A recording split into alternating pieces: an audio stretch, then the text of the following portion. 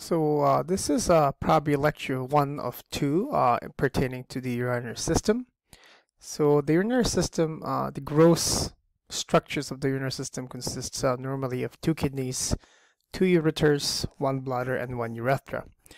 And the most important part of the gross anatomy of the urinary system are the kidneys, because the kidneys is where all of this chemistry actually occur, right? Once the filtrate, in this case urine, actually exits the kidneys and actually enters the ureter, their fate has actually been sealed. They already urine at that point, and so the ureters again just convey urine from the kidneys to the bladder. The bladder is actually an interesting organ. It actually is around the size of a pear. When it is empty, fully expanded, it can basically contain as much as 1 liter of urine, and that's actually the max, like a very, very high end. Normal people, like small people, like probably I am, will probably only have a capacity of around 600 mils of urine in this case. The actual bladder, the urethra, is obviously the way that you convey urine from the bladder to the outside of the body. The urethra actually consists of 2 sphincters, similar to, in this case, the anus. You actually have an internal urethral sphincter, which is involuntary, and then you obviously have an external urethral sphincter, which is voluntary. Okay, so that is a very important thing. If you notice here, the left kidney is slightly higher than the right kidney, and part of that reason is because of the liver. If you can imagine, the liver is actually larger on the right side and smaller. It actually has the tail on the left side, and that is primarily speaking why the kidneys are actually a little bit lopsided in this case. All right, so again, the kidneys are the most important organ here. Obviously, there's actually some people, again, you just need to realize that you can actually live with just 1 kidney. Obviously, it'll be stressed more than normal, but there's actually some people who actually have more than 2 kidneys. Okay, that's just a very, very fun fact for you to know. So there are other functions of the kidneys, and what I'm going to do is I'm going to cover what we already covered for this part of the semester in this case, and then I'm going to work backwards here. So as you recall, the kidney has a role in calcium homeostasis. And the calcium homeostasis, as you know, is this obviously talking about the skeletal system of bone. This is pertaining to the work of the hormone parathyroid hormone. Remember that when you have low levels of circulating free calcium ions, parathyroid hormone is actually released from the parathyroid glands, and one of the effects of the parathyroid hormone is increased, in this case, increased retention of calcium ions from the urine. So that is a function of the kidney, albeit it's through the parathyroid hormone. We also already talk about erythropoietin, which is in this case, the receptor and the actual, like control center for erythropoietin, which is the creation of more red blood cells, is actually in the kidneys as well. Okay. And then the elimination of biologically active molecules. In this case, you're talking about byproducts of drugs. In this case, things that we actually take, toxins, okay, things that are actually harmful for us. So byproducts of ibuprofen, byproducts of fentanyl, byproducts of almost all drugs that we take are actually eliminated through the kidneys. And then in a very, very big way, it actually regulates blood pressure. And the reason why the kidneys regulate blood pressure is because water is directly related to blood pressure. The more water you have, the more blood you have, the higher normally your blood pressure. Okay, everything else being equal. If you lose water, that means you lose blood, and if you lose blood, obviously that results in a low blood pressure. Okay, so that is again basically blood pressure and water balance are related to each other. Okay, and then in a roundabout way, there's also the regulation of iron levels and acid-base balance. Iron levels are actually related to blood pressure. Okay, and we're going to be talking about that later.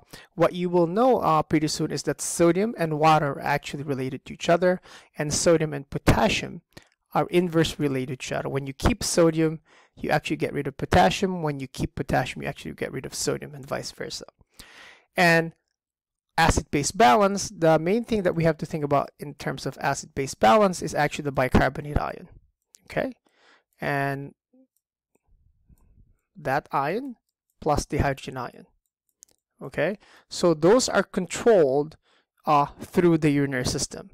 So if we have in this case, a lower pH, if our arterial blood pH falls below the normal range of 7.35 to 7.45, we're actually going to keep this and get rid of this. All right, and similarly speaking, if your pH is too high, we're going to keep this and get rid of this. So this is the bicarbonate and hydrogen ions. Okay, so that is ion levels and acid-base balance. So the way that all of those functions of the kidney is actually regulated is actually primarily through the blood supply in this case. So as you know, and the two main blood vessels, two main capillaries that we're actually going to be talking about in terms of the urinary system is the peritubular capillaries and the vasa recta. And this is actually where a lot of those functions that I've talked about previously actually occur. Okay, most of them.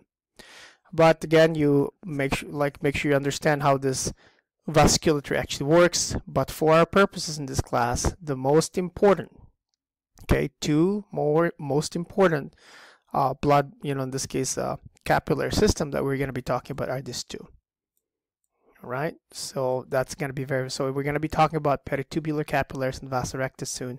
Make sure you understand how that works. Okay, so it's quite interesting because things from your blood, all right, actually exits through the efferent arteriole and gets pumped out through the capillaries, and then they actually go back.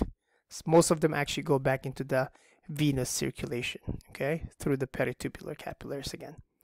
So just to give you an FYI. So this is these are the functional units of the kidney. So these are called nephrons. There's approximately 1 million nephrons per kidney. So if you have 2 kidneys, obviously that's approximately 2 million nephrons. And the nephron in this case is made up, if you want to look at this, of 2 major areas.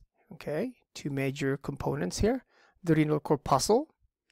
And the renal corpuscle itself is made up of 2 other structures, the glomerulus, okay, and what's not shown here is the glomerular, it's actually the glomerular capsule. So you actually have the glomerulus and the Bowman's capsule, or the glomerular capsule, making up the renal corpuscle, and then you have the renal tubule, and the renal tubule is actually made up of the proximal convoluted tubule. Normally this is squiggly, okay, this is actually convoluted, kind of like zigzaggy, all of that stuff. You have the nephron loop, sometimes called the loop of Henle, the distal convoluted tubule, and then you have the collecting duct. Okay, so the nephron is made up of corpuscle and the 3 components of the renal tubule.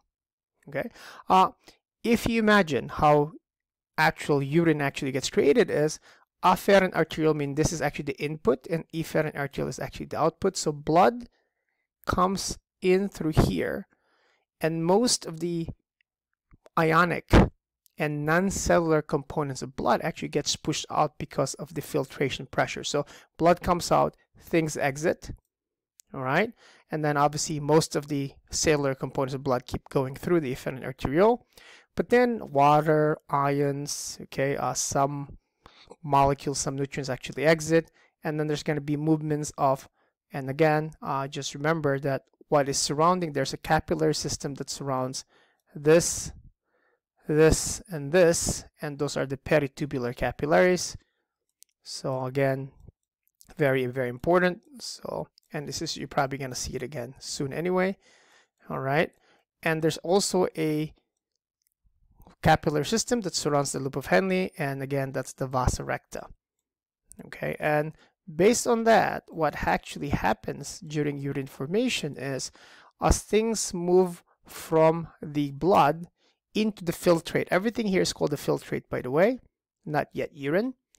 What happens is they actually have the capability to go back into the blood, or similarly speaking, you also have to understand that these arterioles loop around and become the peritubular capillaries and the vasa recta. Things from the capillaries can also move back into the renal tubules. So there's actually a 2-way system that goes on in the nephron. And again, this is the primary functions, okay, of the nephron in this case. All right. So I'm going to talk about, first of all, there's actually a very important component of the nephron called the juxtaglomerular apparatus, which is not really part, in this case, of the nephron. It's actually, the juxtaglomerular apparatus is actually this part here, which consists of two main cells, the macula densa and the granular cells. And the granular cells are also sometimes called the juxtaglomerular cells. And when we talk about ion balance and water balance, these are the actually two things that actually controls blood pressure and obviously fluid balance in a roundabout way. A very interesting thing is the macula densa, okay, cells of the distal convoluted tubule, can actually detect, and this is actually the distal convoluted tubule. So if you go back, as you guys can see, you have the proximal convoluted tubule, which is the bluish purplish thing. You have the loop of Henle, and then this greenish aquamarine, I don't know what that color is actually making contact. This is actually that. What happens is the macula densa cells can actually detect sodium concentrations. Okay, so they actually, okay, I'm making an analogy here, but please bear with me. So the macula densa can actually taste how salty the actual filtrate that's actually in the distal convoluted tubule. If the macula densa cells, okay, of the DCT in this case detect that there is too much salt in the DCT, and so what happens is, if there's too much salt in the DCT, that actually implies that you are losing too much water, right? So obviously, if there's not enough water in the distal convoluted tubule, this would be not salty. If there's not enough water in the distal convoluted, that means to say it's going to be salty. So in response, one of the interesting things that actually occurs here is the actual macula densa in this case affects the actual diameter of the afferent arteriole. So if you're losing too much water, one of the mechanisms the macula densa does is it actually vasoconstricts. It actually makes this, in this case, the lumen actually constrict, which is less lumen. And obviously, if you have less lumen, if the diameter of the lumen is actually less, you're gonna lose less water. So that is actually one way that you actually control blood pressure and water, and in this case, control water loss. So the macula densa, in terms of if you have too much sodium here, will vasoconstrict the actual afferent arteriole, or the input of the arteriole for the glomerulus. Okay. Similarly speaking, the granular cells, I should probably erase this so that you can see it better, which is actually part of the afferent arteriole, can actually detect blood pressure changes. And the magic number for blood pressure changes, just to give you an average here, is actually 80 millimeters of mercury. So if your blood pressure goes below, in this case, 80 millimeters of mercury, okay, what happens is the granular cells of the afferent arteriole actually secretes an enzyme called renin. Okay, and the renin is actually part of the RAA system, and then they actually have angiotensin. Okay, this is a mess, and then aldosterone. Okay, all of this stuff. And the primary purpose of this actual system, again, is to conserve water. Okay, so the main function of the RAA system is, so before the macula densa, in this case, prevents water loss by vasoconstricting the afferent arteriole, but the renin, angiotensin, aldosterone system, the RAA system, will actually affect the return of water into the capillaries. Okay, so we're going to be talking about that pretty soon.